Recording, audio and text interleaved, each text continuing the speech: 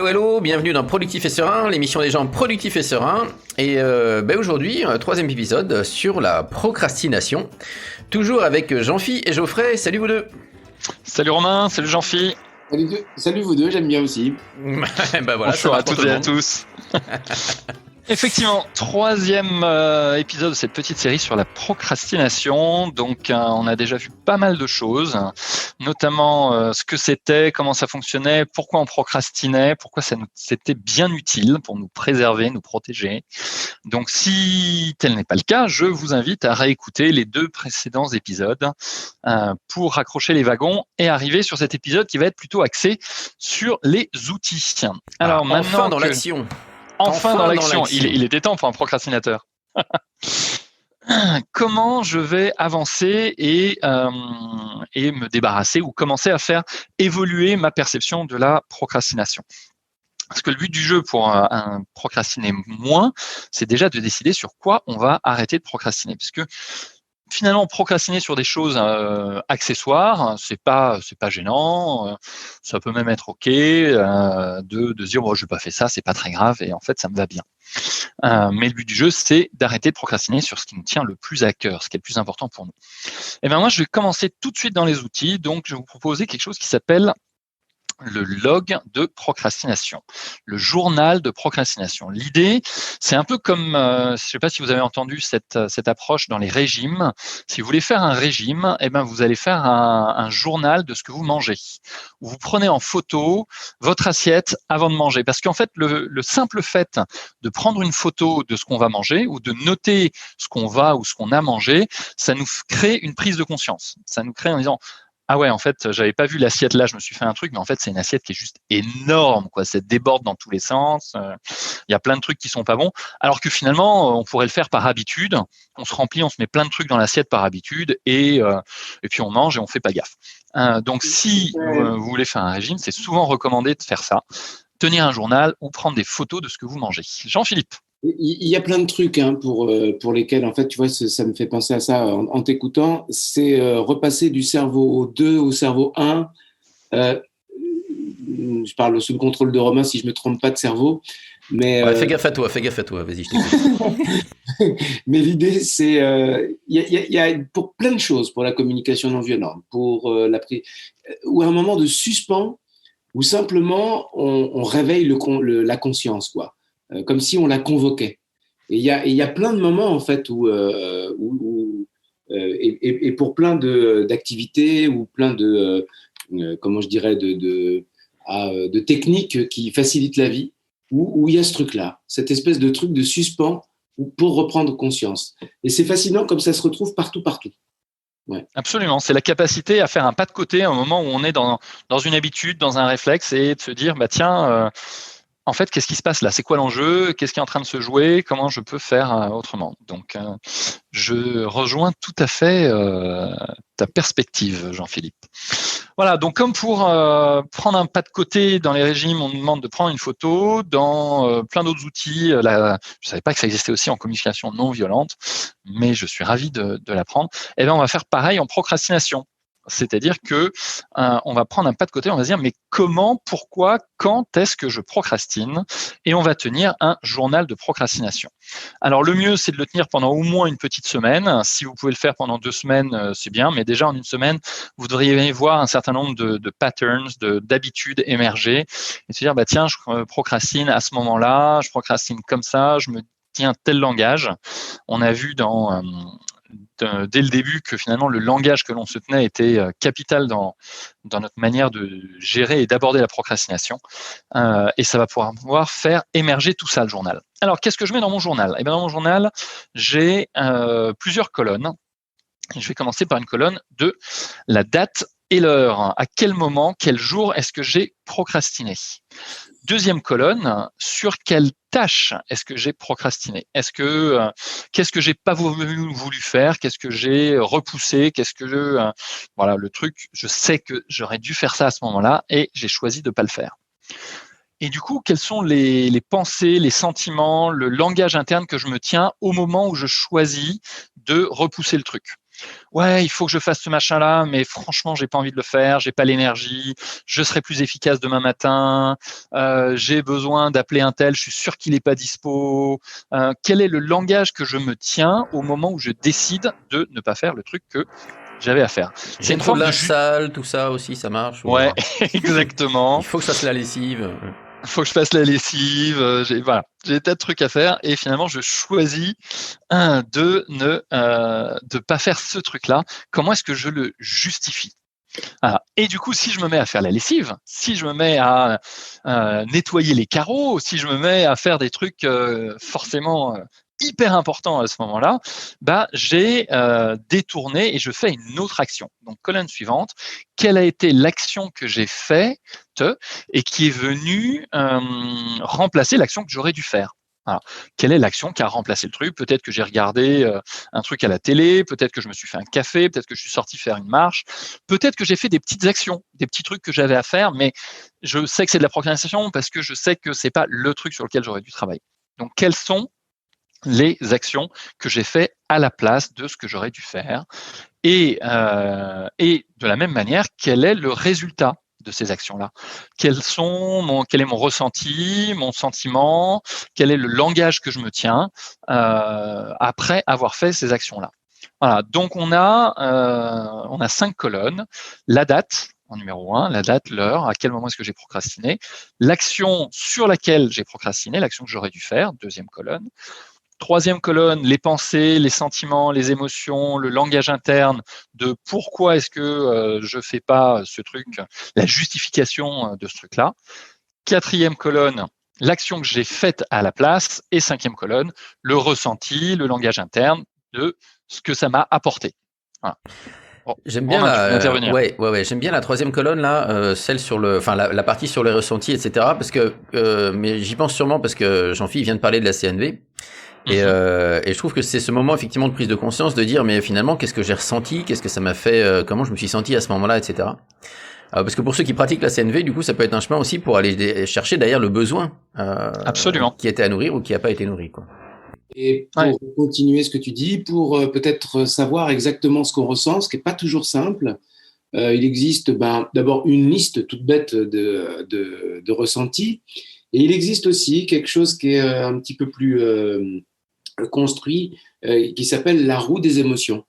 Et alors, ça aide aussi cette roue des émotions, elle met en lien aussi quelquefois les sentiments avec justement le dialogue intérieur et également le besoin. Donc, peut-être que pour aider, c'est bien d'avoir cette liste-là juste à côté. Eh ben, écoute, c'est une excellente idée. On peut proposer, j'allais mettre un exemple de journal de procrastination sur le site web de Productif et Serein. Peut-être qu'on peut y adjoindre une roue des émotions pour compléter les documents à télécharger pour avancer sur cette dimension de la procrastination. Ça sera sur la page des épisodes. Hein. Je rappelle, ceux qui écoutent sur iTunes ou ailleurs, sur le site Productif et Serein, il y a pour chaque épisode évidemment une page. Et sur la page, on met les ressources dont on vous parle ici. Voilà. Excuse-moi, c'est ça. C'est top. Merci pour la précision. Voilà, donc premier document à télécharger, le journal de procrastination.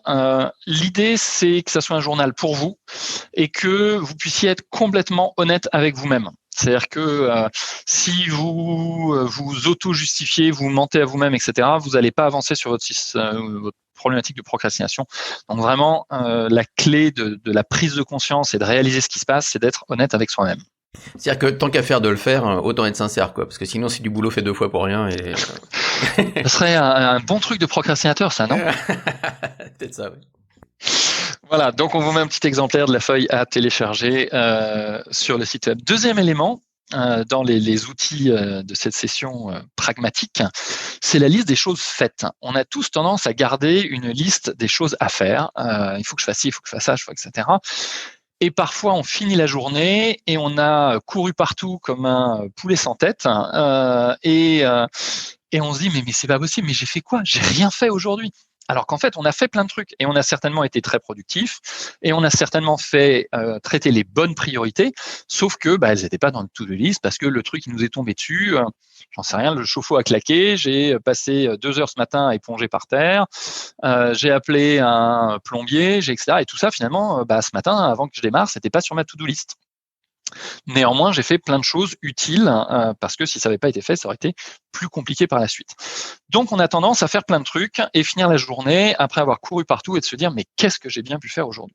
Et ben moi, ce que je vais vous inviter à tenir, et ça va aller dans le sens de développer cette estime de soi, c'est tenir la liste des choses que l'on a faites. C'est-à-dire, je démarre le matin, à 9h, j'étais au boulot, donc je mets sur ma liste 9h, 2.00 au travail.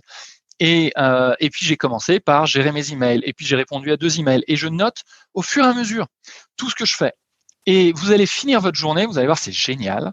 Vous allez finir votre journée avec une liste de, 40 trucs ou 20 trucs, mais que vous avez fait. Et quand vous regardez votre journée en arrière, et on sait que c'est souvent préconisé dans les bonnes habitudes, de regarder ce qu'on a fait dans la journée. Romain, tu veux intervenir ? Je te passe la parole. Non, mais c'était juste ça. C'était pour aller dans ton sens. Moi, c'est un truc que j'utilise beaucoup parce qu'évidemment, je suis sur un logiciel, mais toutes les tâches que j'ai cochées apparaissent dans la liste des choses que j'ai fait cette semaine. J'ai un filtre, si tu veux, des trucs que j'ai fait dans la semaine.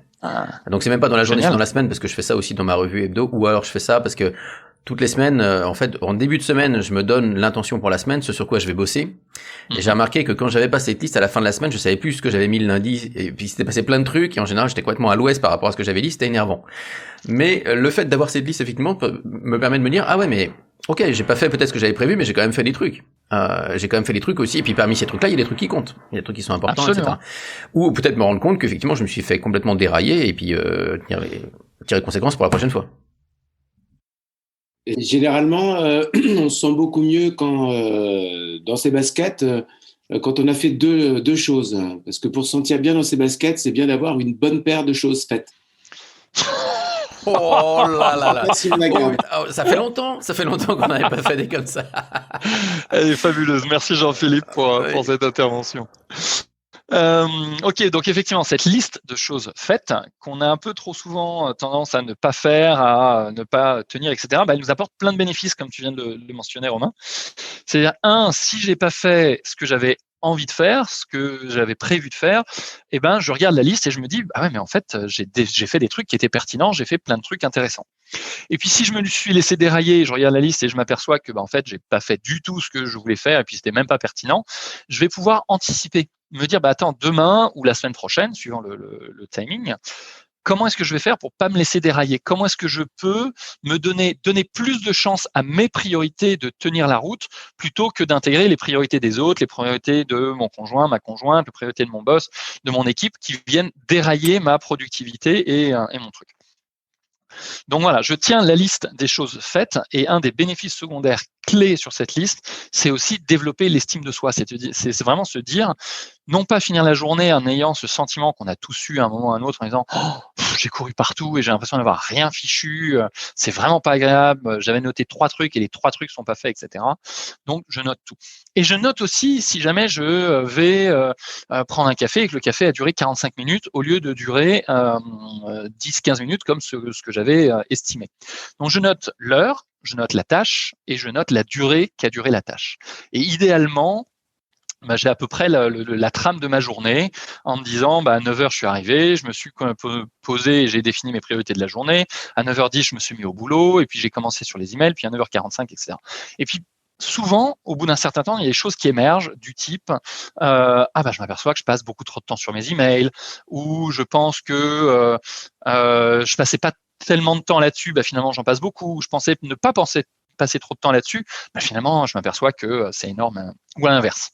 Voilà. Et du coup, ça va me permettre justement de recadrer, réorienter ma journée et mieux être plus équipé pour la prochaine fois, pouvoir faire différemment. Comment est-ce que je peux protéger mon temps, comment est-ce que je dois m'organiser et ainsi de suite. Ok, donc oui, Romain ? Ouais, non, c'était juste une petite remarque comme ça en passant. Le fait de loguer comme ça le temps qu'on a passé effectivement sur les tâches, en général, c'est très instructif. Parce qu'on s'aperçoit qu'effectivement, on y passe en général plus de temps que ce qu'on pensait. Et voilà, je crois que comment dire, une règle on peut se donner, c'est que quand on donne une estimation d'une tâche, en fait, on y passe en général 2 fois plus de temps. Mais c'est bien de l'avoir noté après parce qu'on peut se rendre compte que des trucs qui nous pensent, on se dit bah ça c'est 20 minutes parce qu'on sait le sait, enfin dire plus on sait faire, plus on raccourcit le temps que ça va nous prendre. On sait faire, c'est pas compliqué, c'est facile, etc. Bah oui, mais il faut le temps de le faire. Et puis tout d'un coup, peut-être. Alors après, il y a d'autres facteurs, le logiciel qui marche pas, le machin, la pièce qu'on n'a pas, le bidule, etc. Mais en général, on y passe 2 fois plus de temps. Ouais. Bah c'est un peu, moi souvent je préconise sur GTD au début, quand on découvre la règle des 2 minutes, qui est juste géniale de GTD, qui est si c'est moins de 2 minutes, je le fais tout de suite. Et ben je préconise aux personnes avec lesquelles je travaille de se chronométrer, de mettre un petit chrono pendant quelques semaines et d'arriver à mieux évaluer ce que c'est 2 minutes. Parce que si c'est transférer une fiche contact qui est dans mon téléphone via SMS à quelqu'un, ok, peut-être que ça va prendre 2 minutes. Mais si on m'a demandé les coordonnées de la personne et que je ne l'ai pas en fiche contact et qu'en fait elles sont sur le serveur de l'annuaire partagé de la société qui a 4 Jean-Pierre dans la boîte et qu'il faut que je me log, ça y est, c'est fini. Parti, quoi. Ouais. Déjà, on est sur 5-6 minutes et c'est terrible parce que si je fais 10 trucs comme ça, j'ai 1 heure qui est passée, quoi. Eh ben, c'est ça. J'ai 1 heure qui est passée. Et c'est épuisant. Voilà, donc troisième point, c'est faire la liste des choses. Deuxième point, pardon, faire la liste des choses faites. Et dans cette liste de choses faites, il y a un autre bénéfice qui va apparaître petit à petit, c'est s'apercevoir que entre chaque chose faite, entre chaque chose à laquelle je vais m'atteler, prendre le temps de faire une respiration et de dire ok, maintenant je décide. C'est-à-dire qu'au bout d'un certain temps, quand on a fait le journal de procrastination et quand on a fait la liste des choses faites, eh ben on se dit ouais mais en fait j'ai plus envie que ça soit par défaut, j'ai envie que ça soit par design. J'ai envie vraiment de choisir ce sur quoi je vais travailler. Et donc on prend l'habitude de je fais un truc. Et puis après, je m'arrête, je prends une respiration, un peu comme Jean-Philippe disait il y a une seconde dans la communication non violente, ou le fait de prendre une photo, un moment suspendu en disant « Ok, je viens de faire ça », je me le note dans mon liste de choses faites. Et rien que le fait de noter, ça propose ce temps de respiration, de dire « Ok, maintenant, je fais quoi ?» Et je vais choisir la chose suivante en conscience et non pas par défaut. C'est pas parce que j'ai passé 40 minutes à faire des emails et à faire ci, faire ça, etc. que le truc suivant, ça doit encore être un email ou ça doit être quelque chose ayant la même nature. Donc en le notant, en disant oh, je viens de faire 40 minutes d'email, ok, je me le note. Ok, respiration. Et maintenant, qu'est-ce que je décide de faire? C'est quoi le truc suivant? Voilà, et je vais choisir en conscience ce sur quoi je vais travailler après. Donc, on remet de la conscience et du choix à l'intérieur de la pratique, à l'intérieur de la journée, et non pas être bousculé par un flot quotidien, simplement en tenant cette liste de choses faites. Voilà. Alors, troisième outil, on va regarder un petit peu le chemin neuronal de comment est-ce qu'on fonctionne et comment est-ce qu'on va pouvoir commencer à désapprendre la procrastination. En fait, on s'aperçoit que les personnes qui procrastinent, qui ont besoin de développer leur estime de soi, qui ont trop de choses sur la to-do list, etc., souvent, elles ne se permettent pas de faire des pauses. Donc elles font des pauses qui sont de l'ordre de, c'est pas des vraies pauses. C'est je fais quelque chose pour ne pas faire ce que j'ai à faire.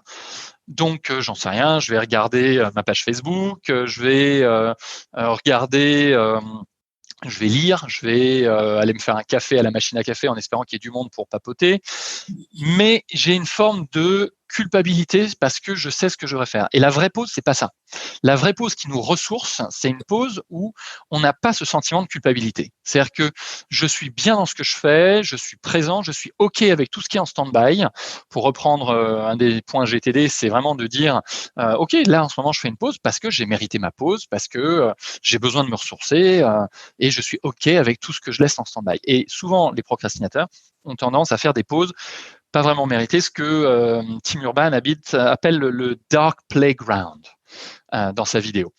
C'est vraiment c'est un playground, ouais, donc c'est une aire de jeu, mais c'est le dark playground, c'est sombre, je me sens coupable, je devrais pas être là, je suis en train de jouer alors que je devrais être en train de travailler et je me sens pas libre et c'est vraiment, vraiment pas agréable. Voilà. Donc, on va mettre des vraies pauses. Et on va commencer par regarder dans la semaine, et j'en dirai plus au prochain épisode sur cette thématique-là, mais je vous donne juste un petit teaser, une petite introduction. Commencez à regarder quand est-ce que vous prenez des vraies pauses. C'est quoi des vraies pauses pour vous? Donc, je vais vous inviter à faire la liste, moi, ce que j'appelle en anglais la leisure cheat sheet.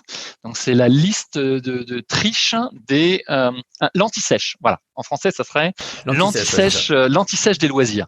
Si jamais j'ai envie de me prendre une vraie pause de 20 minutes ou de 40 minutes, je fais quoi? Et vous allez voir que c'est pas si évident que ça. De se dire, tiens, là, maintenant, je vais prendre une pause, j'ai fini un truc, un gros morceau, waouh, c'est cool, maintenant, je me prends une pause. Eh bien, vous faites quoi, en fait? Mais juste pour être sûr de comprendre, en fait, cette liste, cette anti-sèche, tu l'as fait à l'avance. Tu te dis, voilà le genre de pause que j'aime bien passer. Si j'ai 10 minutes, 20 minutes, ok, d'accord. Et tu la sors et au moment de prendre une pause, tu vas regarder ça et tu vas dire, ok, laquelle je fais, quoi. Okay. Absolument. Laquelle je choisis de faire. Laquelle je choisis de faire, exactement. Et je me dis, bah tiens, je viens de finir un gros dossier et on va voir pourquoi c'est super important dans le prochain épisode. En fait, j'ai fini un gros truc, j'ai fini quelque chose, j'ai fait quelque chose de bien.